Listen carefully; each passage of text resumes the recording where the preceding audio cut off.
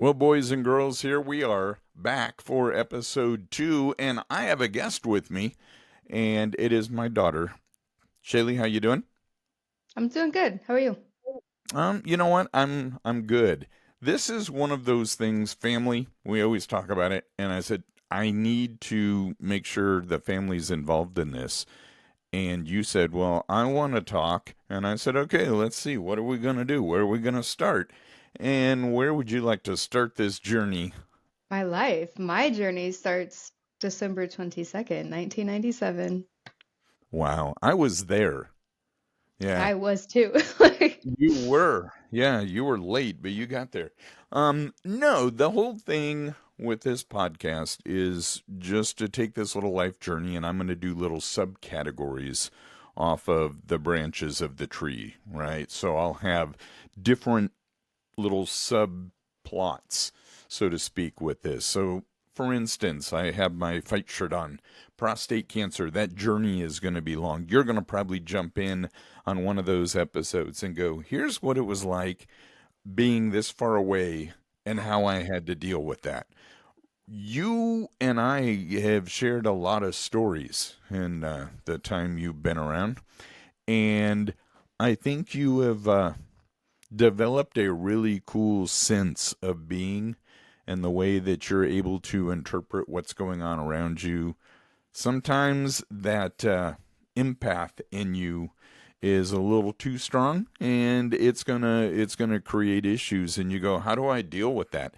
And you and I have talked about that. And I said, well, it's hard because you always want to help. You always want to fix things. You always want to make everything right, and you really can't ever do that. Um, I say I'm gonna stay on this positive track, right? The train's gonna go the direction I want it to go, and everything's gonna be positive. And things go wrong, and my brain instantly snaps back to ugliness, and I go, "Wow, I did it earlier. This system that I'm using right now, I had to set up, or mom set up another account so I could get into the program that I had in order to not lose everything." And so, anyhow, it's been a journey today. It's a long day. Obviously, we're dealing with the time change. We used to be 1 hour apart. Now it's 2 hours. You had to work all day, get off work. You had art club, get done with art club, get home, try to figure out how to get dinner or whatever. And it's 9 o'clock. And you go, no, it's 7 o'clock. And Yes. so that's where we're at this point. And before we go any further, I want to just mention that we're going to spend spring break together, and this is something that I haven't been able to do. Mom came out to see you. Your sister came out to see you. I said, man, this is going to be bizarre because we get to hang out, we get to talk, and we don't have all the things, because a lot of times, we'll wake up early in the morning when you're visiting and we talk for 3 or 4 hours before people realize that we're even up. And it's those conversations we have that I think mean the most, because it's just like, hey, let's get real, let's talk, and we use our brain, and we don't ever get ugly with the conversation. We just go, yeah, and we know, just stop that conversation. We know the we know when to say when, so to speak. But your art is something that I wanted to talk about because your journey in art truly did start shortly after you were born.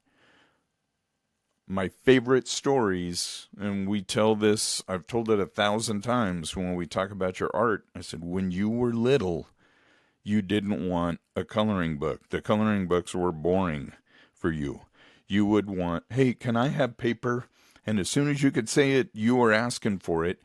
And you'd get it out of the little computer printer, and you'd grab whatever you were going to color with or draw with or whatever. And you would just look around, whoever was in the room, and you go, what would you like me to draw? And so it made us be involved in the project. At the same time, you and I have always been able to talk art because I've always enjoyed art. Took classes, Steve Greenwald in Kansas. It was cool, but you took that and said, you know what? If you would have just learned this, if you would have been able to plug this in when you had the passion to do whatever project it is, you could have done this. And I said, let me see. Probably. But you're doing this now where you are teaching people at the perfect time in their artistic development, and you're giving them more tools than they would have ever gotten with any other teacher that got in there, unless they had someone that had their master's in art. And I mean, you taught in college when you were getting your master's. You then At the said, hey, university. yeah, and you said, you know what I'm going to do? I'm going to teach at a university. And you got thrown into a situation that didn't happen. But I think on the backside of it, and I still ask that question, if the university called you tomorrow, what would you do? And maybe that's something I'll do in the future. I'm super happy teaching middle schoolers right now. I've said before, I started going to school whenever I thought about being a teacher, and I was like, I'll teach any grade except for middle school. And so all throughout college, I'm teaching at the university. I'm like, this is all right. It's kind of boring. It's doing the same thing over and over again. Just teaching drawing. I didn't get to teach a wide range of literally any medium that I wanted. It was just drawing, and that's what it would be like teaching at the university. But then once I got to Arizona and I got my first job teaching at a district, and it was a K through 8, and I was like, I even told the principal on my interview, I'm like, I am really worried about these middle schoolers. We go into the gym and I'm like, man, half these kids are taller than me. And he laughs. He said, yeah, these are our sixth graders. Oh no. So Yeah. so I Welcome. was like, oh, great. So I was nervous. I didn't think I was going to be able to do it. I was doubting myself. And then I start teaching, and some of those middle schoolers, I was like, you guys are pretty cool. You're funny. I'm able to connect with you and actually teach you a little bit more advanced art than, hey, these are primary colors. I didn't get beat up by my middle schoolers like I did my kindergartners. So throughout the quarter and the year, I realized that I did like the middle schoolers. And then some things happened where I did not continue my job at that school anymore, and I strictly just applied to middle school because I liked it so much. And now that I'm at the school that I'm at, I'm absolutely loving it. I see the difference between the admin styles, and I'm able to kind of compare those two and see how much admin support really means in a school and how much the kids care more about being in school just because they have that admin support. So I'm really liking it here. You say all the time, if they called you, would you go back? And right now, I just don't know if I'd go back to the university because I'm really liking where I am. But maybe in the future, we'll see. Well, it would depend on what you could teach Hmm. and how often you were teaching. I mean, there's a lot of things that play into it. One thing about being in a school, you have breaks. You can work on your art when you want to work on your art. You have summer, you could do whatever you wanted to with that. Um, there's a couple things you said. Number one, how in the heck did you get to Arizona? We haven't even talked about how you got to Texas, but and that's a great story, and we're going to talk about that because, and if people can remember hair ties, it's hair ties is the funniest story that I think we can come out, and you're going to go, did you guys really? Yes, it was hair ties and a Hair summer ties and flies. hair ties, flies, and a summer in Texas when they were abundant. I'm telling you. But anyhow, you were here. You went to school in Texas. You get out of school. You get married. And it wasn't just, hey, I'm going to marry a philosopher or I'm going to marry an accountant. You decided that you were going to marry someone that was in the military. And that in itself has so many challenges. And, for especially for your mom, When you left, it was like it she wanted to drive 2 hours south and stand on an overpass until you drove by when you were leaving at like 5 o'clock in the morning.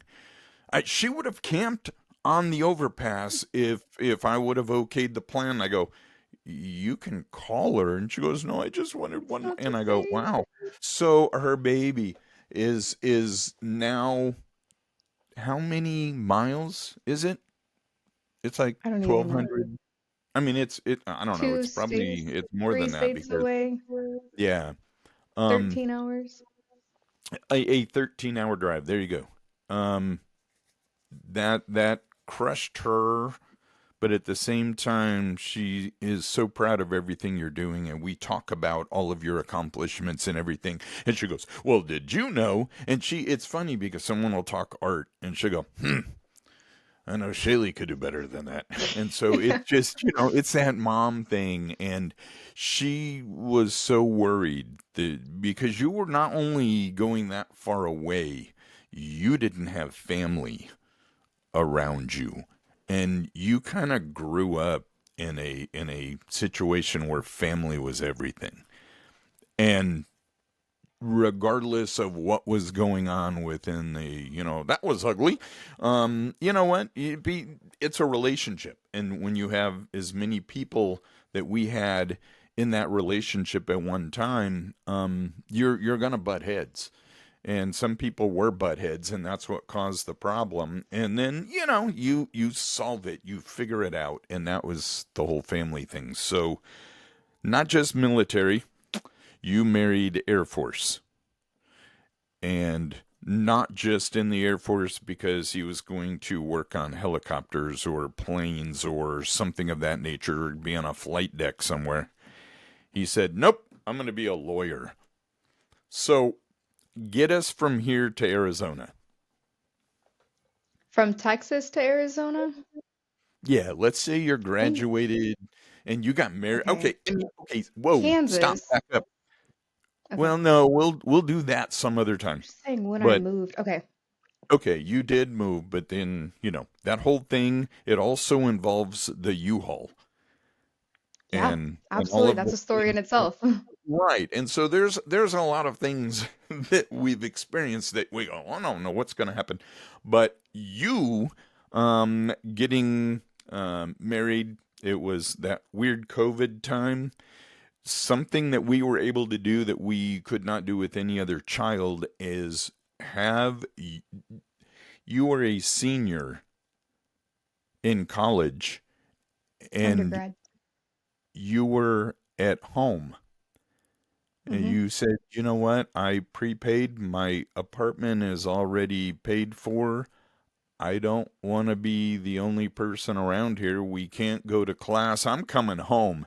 And then, oh my. And on this end, that was like crazy. It also let you and Bailey, your younger sister, um, formed this relationship at the absolute perfect time because you were emotionally knowing that you were going to fly the coop and end up wherever you were going to end up. You didn't know.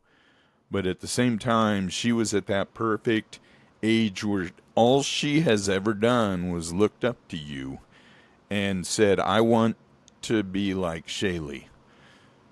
Art. Anything that you touch, she thinks is awesome. She sees a picture of you wearing something and she goes, hey, click. You know where she got that? That's a Sheen one, or whatever, and she'll look it up and buy one like it. Okay, I mean that thing that was so awesome about COVID was because when you're locked in, you want to realize that strained a lot of relationships. A lot of families really had struggles during COVID. We were partying, man. We were throwing cards around and playing board games and just being all crazy, goofy, enjoying the fact that most people don't get to spend that last part of your senior year at home when they go off to college. So that was kind of cool. Then you said, hey, you know what? You went on to get your master's. And during all of this time, get me there. Yeah, I mean, one thing with COVID is, I mean, that was obviously a scary time. My boss was telling me I still had to go into work, even though we weren't essential workers, and I didn't believe in that. And then I had a roommate that was going to raves every weekend, and she was going to these huge parties, and I was like, get me out of here, like just let me be somewhere safe. And so immediately went home. That was awesome. We had the camper set up. Bailey and I were going out playing cards in the camper. If we're just like, we just need a second to ourselves. So we would go out there, lots of board games. I think that was absolutely amazing. We drew together. We had some college classes. I was sitting in class and I was like, "Hey, we're doing this project," and you and I drew it and colored it together, so or painted it. So I think it was incredible. The whole thing, I'm very, very grateful that our 2020 looked so much, more different than other people's. So definitely grateful for those months that I was able to be home and with Bailey. This day that we signed those papers, I was like, I gotta do the everything that I can do, be the best version of me, because I know she's gonna be looking up for me. And we've had that connection since day one, and she's awesome. But yeah, so I graduated Texas State. I had just moved into my apartment with Steven, and I did not even have furniture yet. And so I had my virtual graduation sitting on a pile of pillows that was made up to be our couch.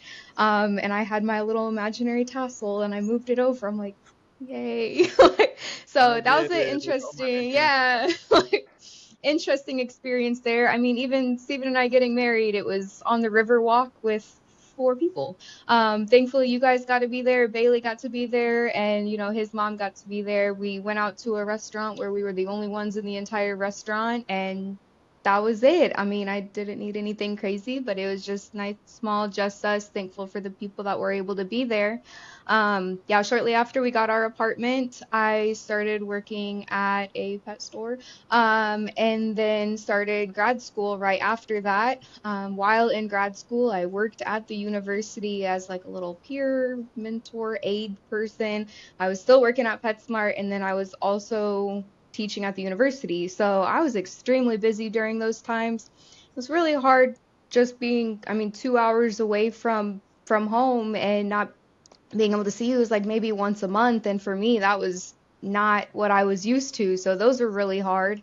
But I think it kind of gradually helped me get ready for being 13 hours away. So Right. even 2 years later, it's still extremely difficult being far away. And I wish I could just hop in a car and drive 2 hours now. But that's the thing. It's family. It's always been family. We've always been closer than pretty much any of my friends and family, or not family. My friends have been with their family, Right. and it's been us. It's been awesome, and just the experiences that I had growing up and everything, and just those memories. It's just I'm thankful for it. It's hard being far away, Well, but how you got there and how you bought your house is also another crazy deal. You go, oh no, yeah. we did it online.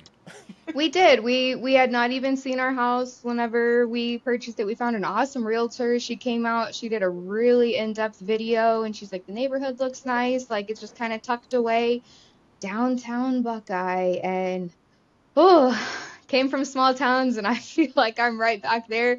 You look at Buckeye and you're like, "Oh my goodness, this is huge. It's like the number one growing city in America or something like that." But then there's downtown Buckeye, and you feel like you're back in Eureka. But it's quiet. I guess I can't complain. It's a nice little town, but coming from San Antonio to here, it was a big difference. Another weird thing with that is we signed on our papers for the house in December. And then in the end of January, I get an email saying that I won a trip to Phoenix for the Super Bowl. Chiefs were playing. Didn't get to go to the Super Bowl, but it was a Super It Bowl was a party. Super Bowl Um, party. Yeah, there you go. experience. Yeah. Yeah. Come um, have a but sub sandwich out of a boxer with us and some watered down iced tea as we with a look across picture the of the highway at Chiefs. the stadium. Exactly. But Yeah. we ended up taking that time to go see our house for the first time. So Yeah. we get to go That's great. experience corporate PetSmart. And I was like, I'm gonna leave. I'm gonna go look at my house. They're like, what? I thought you lived in Texas. I was like, I do. I was like, we just bought this house and we haven't seen it. So we rented a car. We drove, saw our house for the first time. And then about a month later, we ended up moving in. So that whole experience was pretty unique too. And then you get to make all these adult decisions that you've made. You guys are doing awesome. You are one of those teachers that all the schools want. And we'll talk about that one school.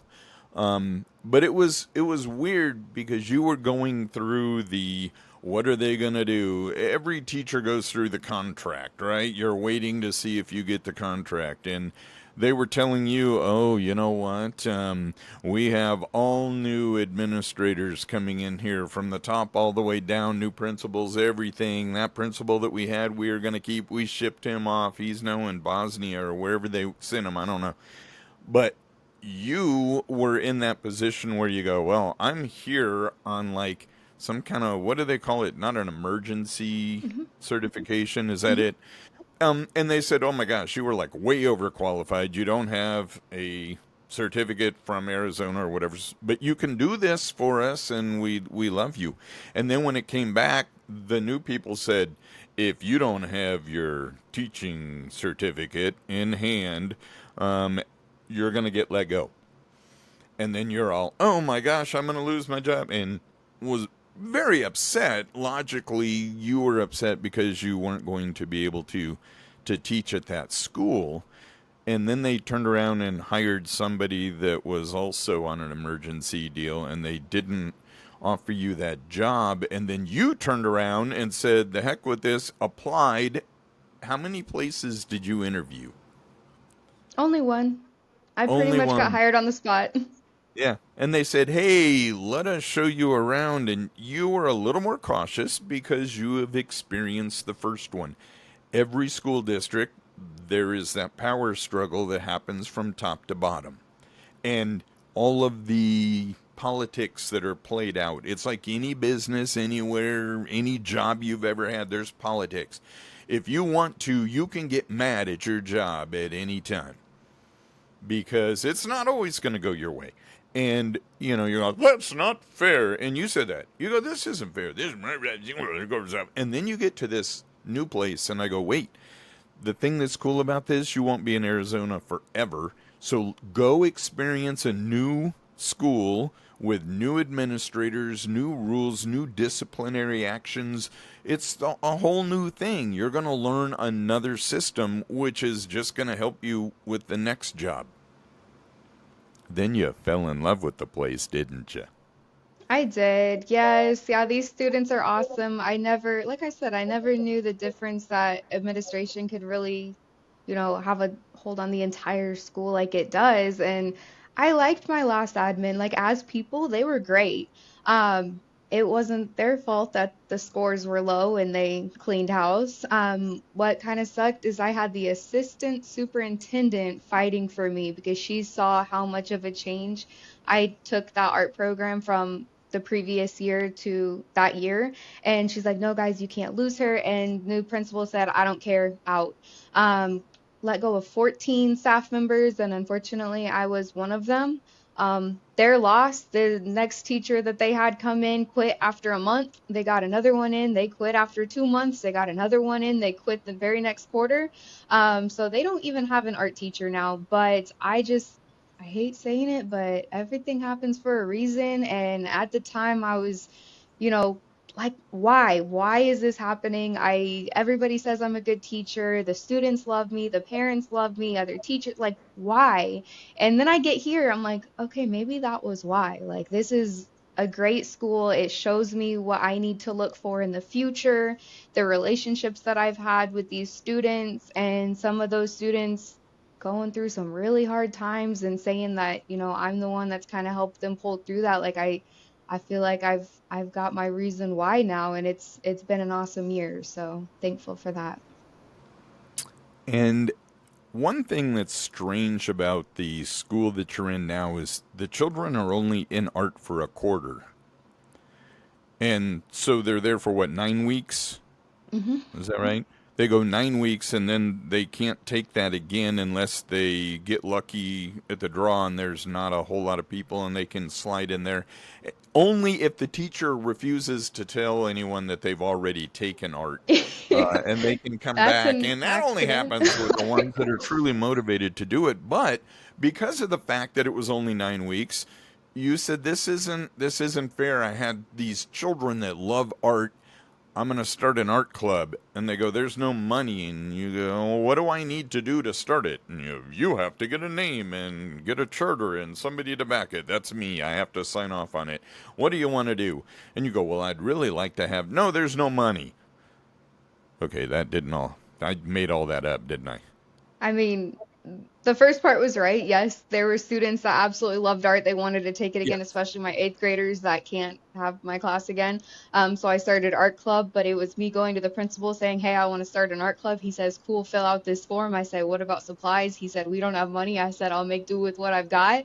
And that was it. So I started I had so many students trying to join art club after just 1 quarter of teaching that I had to have a wait list because I couldn't fit all of the students that wanted to join in my classroom. So, and then each quarter that I am teaching, I'm having more and more students wanting to join.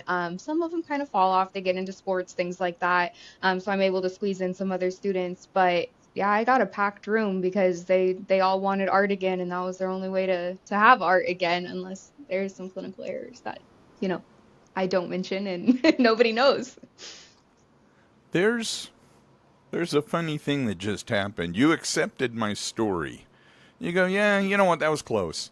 You had a lot of the right facts. You exaggerated in parts that didn't really matter and didn't get it. Well, wait, the principal thing, that was a little ridiculous on my part because he's going to watch this and go, what did you say? One of those things.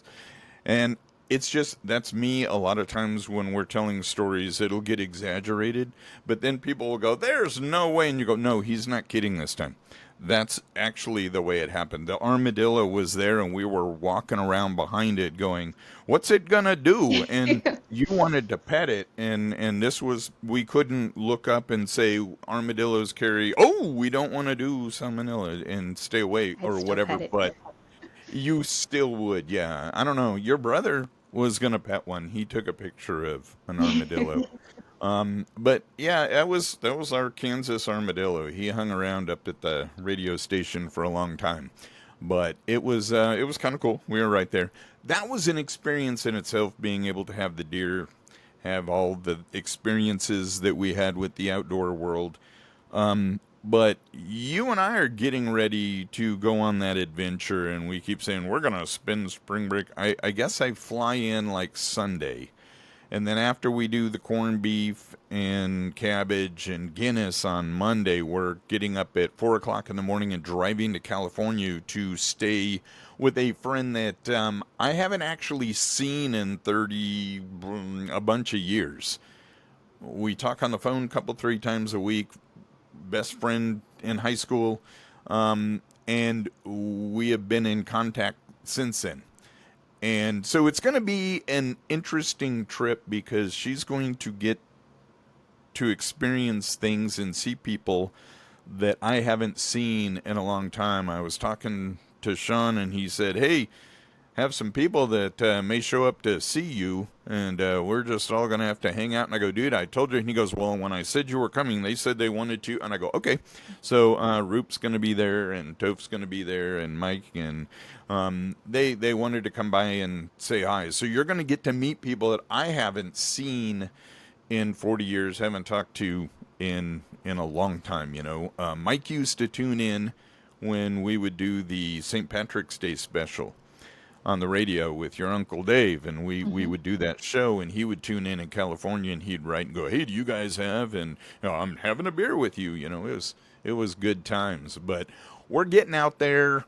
We're gonna stay at their house. It's kind of it's in North Hollywood or Hollywood. So Universal Studios is 2 or 3 miles from their house, and they have this all planned, and we said we're going to go there.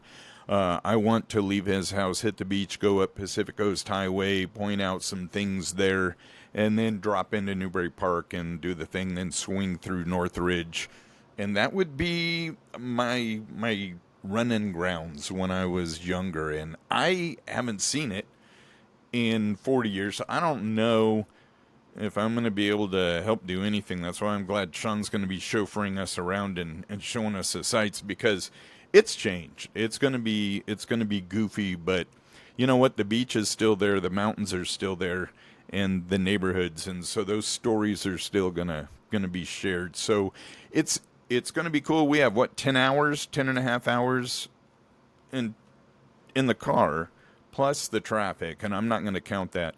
He said, "Yeah, it'll take you 5 hours to get close, and then a couple more hours to actually get to the house." And I go, "Oh no." He goes, "You're coming in on 10, you're doing this." And I go, "You know what? I just won't listen to any more Bobby Bones, and we'll catch up on podcasts or something on the way." But anyhow, it's going to be fun. We're gonna do that, and then get back, and I fly back here and go back to work. Our spring breaks just happened to be at the same time, which is cool. Didn't work First out time to they've been at see. the same time too. Yeah, it's because his trip was supposed to happen. Um, I don't know. You've made a couple trips out here that I'll never forget. And the one was only for a few days, but it was during a really really dark time for everyone. And I think, I said, "Why are you doing this?" And you said, "Why are you telling me what I can do?" That's that conversation. I go, "You're spending a lot of money for 3 days," and you go, "Yeah, but you know what? You just went through a scary, scary deal, and I was 17 hours. You know what I mean?" And Hmm. I get it, and it was just crazy the way it all worked out, because you came in, snuck in the house in the middle of the night, and my phone would have said, "Hey, check out that camera," and I would have seen somebody coming in the door. It could have turned out a whole lot different than it did. But I was slow at that time, so it would it would have taken me a while to get there. I would have heard you talking, no doubt. But anyhow, so we're gonna do that.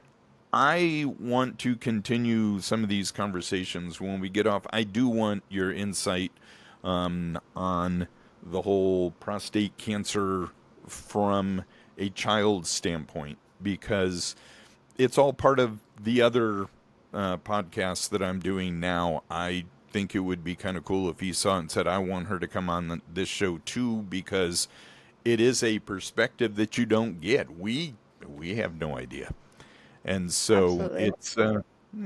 it's one of those things. I've always admired your insight, and you think through things. And when you said you worked at a pet store, and you said it under your breath, because people get ugly when they find out you worked at a pet store. And the animals that are in the pet store, they go, "Oh, that's..." Why do people have to do that?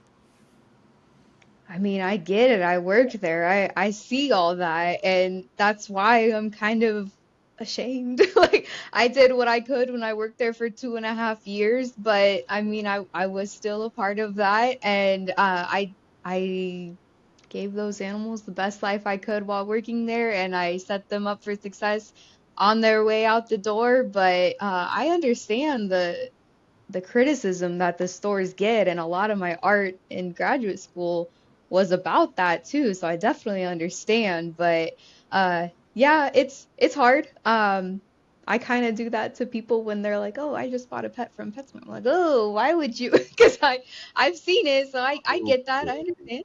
Yeah, but you know what? It's not all pet stores. It's not all chain stores. Are some being ran by people who don't have a clue about the animals that they're supposedly taking care of? Sure.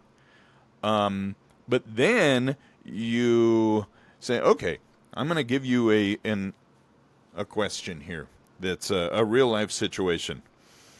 What do you do with a dog that attacks people's feet when they go in to the house? They go in, "Hey, how you doing?" And dog goes Cujo on the feet. What's causing it? Unfortunately, that's yeah, I mean, when it's an adopted dog, it's easy to say, it's something in the past. That's not something that just needs to be dismissed, even if it was abused in the past, whatever it was. And unfortunately, that's not something that a regular trainer can help you with. You have to go to somebody that is trained in aggressive dog behaviors, and find one that doesn't use aggressive techniques. You see the little Caesar on Netflix, and you're like, oh my goodness, that's so cool. After 2 tries, he gets the dog to stop attacking. He uses shock collars. When a dog has been abused and you're adding shocking or harsh techniques to that, it just makes them afraid.